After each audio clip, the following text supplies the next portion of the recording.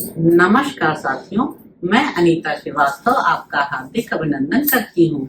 श्रीमद् वाल्मीकि रामायण में आज का प्रसंग है महर्षि अगस्त्य के द्वारा पुलत्स के गुण और तपस्या का वर्णन तथा उनसे विश्वा मुनि की उत्पत्ति का कथन।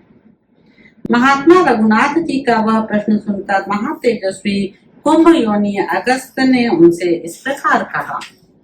श्री राम, इंद्रजित के महान बल और तेज के उद्देश्य से जो वृत्तांत घटित हुआ है उसे बताता हूँ, सुनो। जिस बल के कारण वह तो शत्रुओं को मार गिराता था, परंतु स्वयं किसी शत्रु के हाथ से मारा नहीं जाता था, उसका परिचय दे रहा हूँ। रघुनंदन, इस प्रस्तुत विषय का वर्णन करने के लिए मैं पहले आपको रावण के कुल, जन्म तथा वरदान प्राप्ति आदि का प्रसंग सुनाता हूँ। श्री राम, प्राचीन काल सतयुग की बात है। प्रजापति ब्रह्मा जी के एक प्रभावशाली पुत्र हुए जो ब्रह्मर्षि पुलत्स के नाम से प्रसिद्ध हैं। वे साक्षात ब्रह्मा जी के समान ही तेजस्वी हैं। उनके गुण, धर्म और शील का पूरा पूरा वर्णन नहीं किया जा सकता। उनका इतना ही परिचय देना पर्याप्त होगा कि वे प्रजापति के पुत्र हैं। प्रजापति ब्रह्मा के पुत्र होने के कारण ही देवता लोग उनसे बहुत प्रेम करते हैं। वे बड़े बुद्धिमान हैं और अपने उज्जवल गुणों के कारण ही सब लोगों के प्रिय हैं। एक बार मुनीश्वर पुलत्स धर्माचरण के प्रसंग से महागिरी मेरु के निकटवर्ती राजर्षि तृणबिंदु के आश्रम में गए और वहीं रहने लगे। उनका मन सदा धर्म में ही लगा रहता था। वे इंद्रियों को संयम में रखते हुए प्रतिदिन वेदों का स्वाध्याय करते और तपस्या में लगे रहते थे। परंतु कुछ कन्याएं उनके आश्रम में जाकर उनकी तपस्या में विघ्न डालने लगी। ऋषियों, नागों तथा राजर्षियों की कन्याएं और जो अप्सराएं हैं, वे भी प्रायः क्रीड़ा करती हुई उनके आश्रम की ओर आ जाती थी। वहां का वन सभी ऋतुओं में उपभोग में लाने के योग्य और रमणीय था, इसलिए वे कन्याएं प्रतिदिन उस प्रदेश में जाकर भांति भांति की क्रीड़ाएं करती थी। जहाँ ब्रह्मर्षि पुलत्स रहते थे वह स्थान तो और भी रमणीय था, इसलिए वे सती साध्वी कन्याएं प्रतिदिन वहां आकर गाती, बजाती तथा नाचती थी। इस प्रकार उन तपस्वी मुनि के तप में विघ्न डाला करती थी।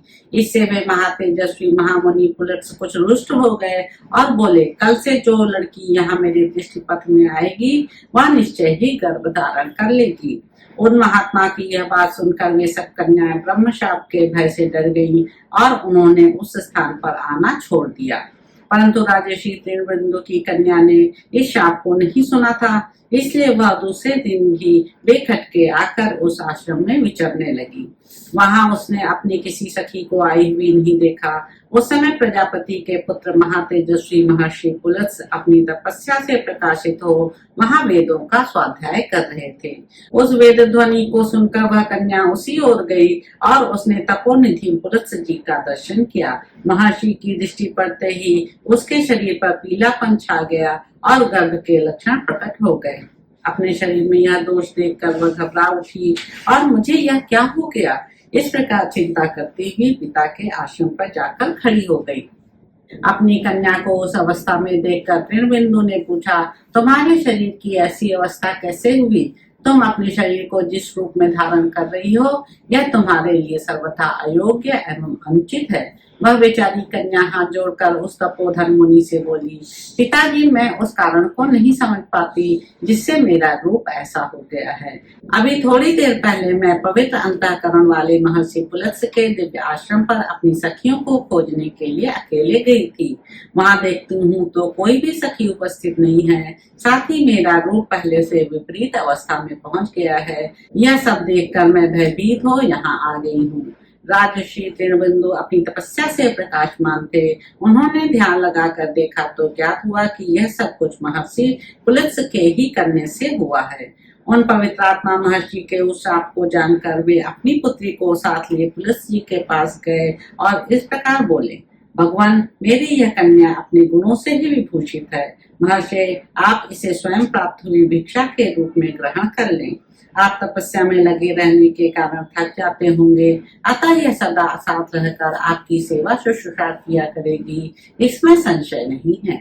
ऐसी बात करते हुए उन धर्मात्मा राजर्षि को देखकर उनकी कन्या को ग्रहण करने की इच्छा से उन ब्रह्मर्षि ने कहा, बहुत अच्छा, तब उन महर्षि को अपनी कन्या देकर राजर्षि तृणबिंदु अपने आश्रम पर लौट आए और वह कन्या अपने गुणों से पति को संतुष्ट करती हुई वहीं रहने लगी।